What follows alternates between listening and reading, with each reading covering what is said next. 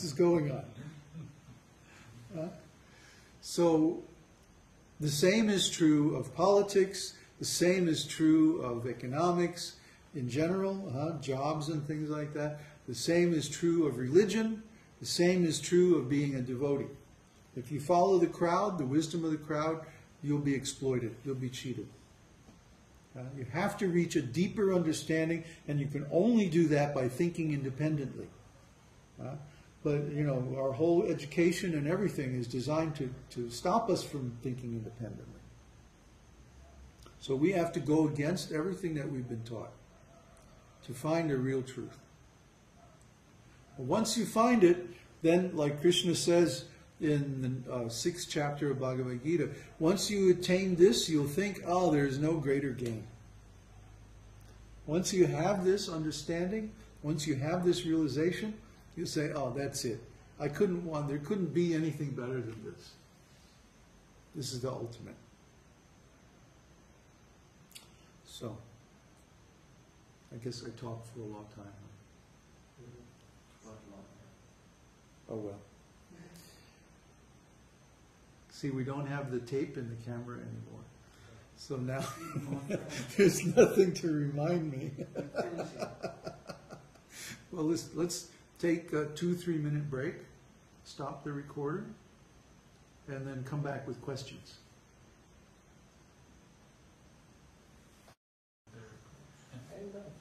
Okay, so, question. Okay.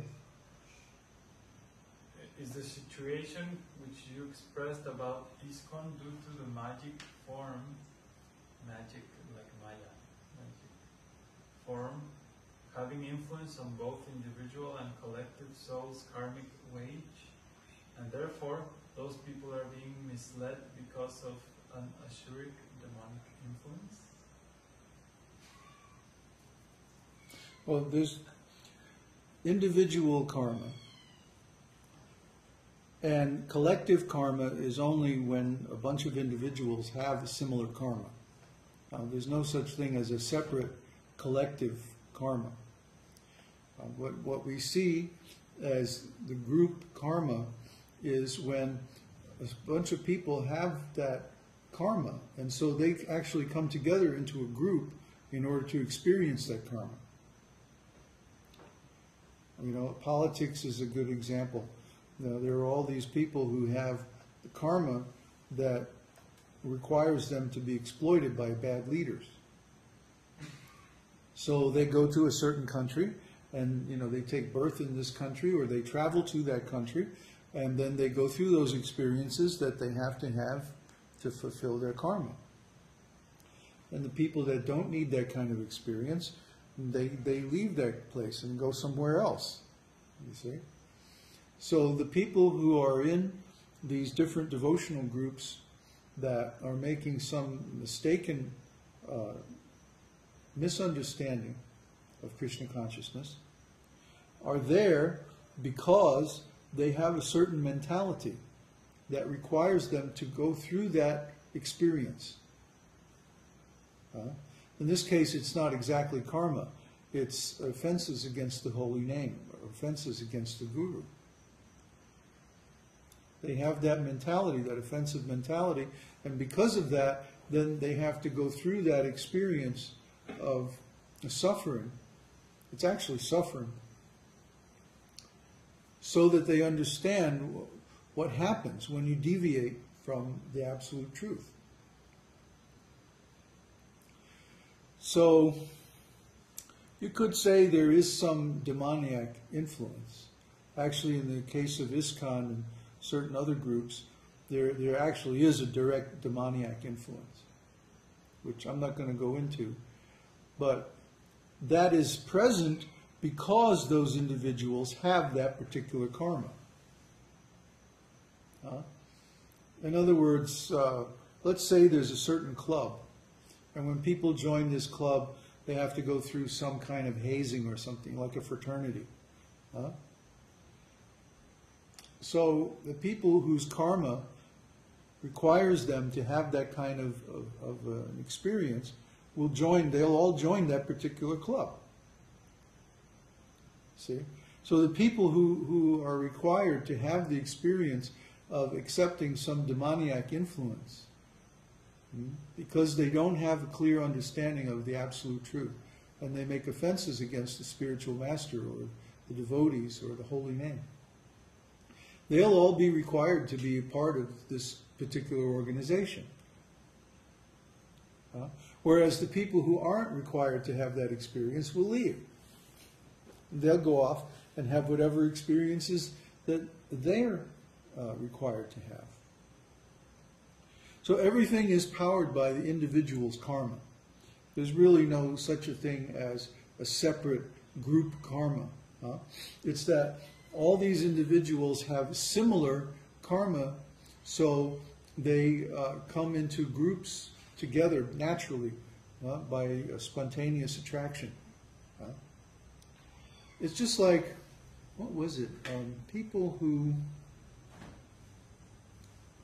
Oh yeah, we were talking the other day about moksha.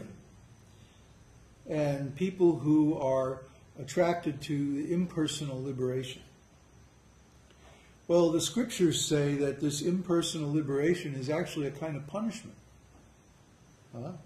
It's a kind of suffering, because you have to negate your individuality, your eternal identity, and merge into the impersonal energy of the Brahmajyoti. So the Kaivalya, or the Sayuja Mukti, impersonal liberation, is for those souls who are so offensive to the Lord that their punishment is that they have to give up their individuality, at least for some time. But they think, oh, this is the highest thing. And they strive for it with great effort for many years to attain it. But actually it's a punishment. I mean, another example I could give is some of these young punks nowadays. They think that going to jail is like really cool, you know? And you can't be a big dog until you've been in the prison. Right? They think like that. Yeah, they actually think like that. Yeah, there are people who purposely commit some crime to get into jail. Yeah, yeah. They think this is a good thing. So, actually, being in jail is a punishment. It's not a good thing at all.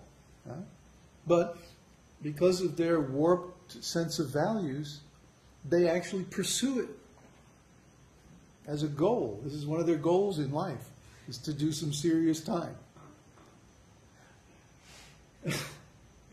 So what happens is, you see, their intelligence has become so perverted that they're seeing bad as good and good as bad, wrong as right and right as wrong. You see? Even their speech, when they say, "Wow, that's bad, man." Yeah. Yeah. They're like reversing the values, actual values. So when we see people who make a religion or make a social group on the basis of doing the wrong thing, that means their intelligence has become perverted in a certain way. And everyone who has to have that kind of experience will join that group. They'll be attracted to it. They'll think it's really good. Or bad, as the case. Yeah, really bad. Extra super bad. But their values have become perverted. Their intelligence has become actually destroyed by their offenses. So anything that someone has to experience is the result of their past activities. There's no such thing as saying, you made me do it. Or it's all your fault that I'm suffering. This means a person has no intelligence. Because actually everything that happens to us is the karmic result of our previous activities. So even if we performed those activities in a previous life and we don't remember them, the Lord remembers. And He knows how to make everything happen so that we get the result. So if something happens to us that we think is bad, that we don't like, we have to take responsibility for it and say, oh, this is happening to me because I did something wrong in the past and now I have to suffer. That's what Prabhupada calls make the best, what is it? The best result of a bad bargain. No, make a good, what is it? Best use of a bad bargain. Right. Like we made this bad bargain. We did some wrong activities and now we have to suffer. But if we take that opportunity to realize that, oh, actually I'm responsible for my condition. I did something wrong. That's why I'm suffering. And we accept that. That's a step toward correcting our behavior in the future. See?